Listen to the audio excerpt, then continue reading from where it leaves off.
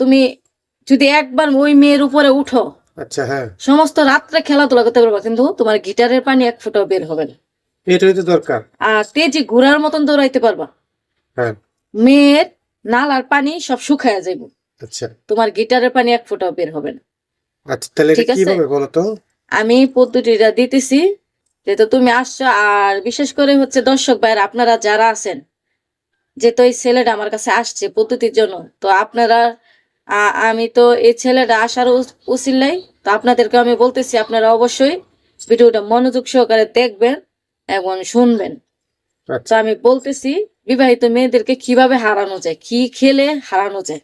হ্যাঁ, এটাই দরকার, বলেন।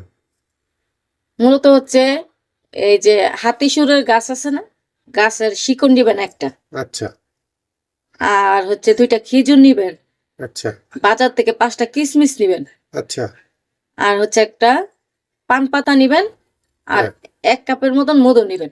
আচ্ছা, নিয়া মেয়ের কাছে যাওয়ার 5 মিনিট আগে হ্যাঁ, ওইগুলা ভিজায় রাখা পানিটা সহ চাবায় খায়া ফেলবো। আচ্ছা, আচ্ছা,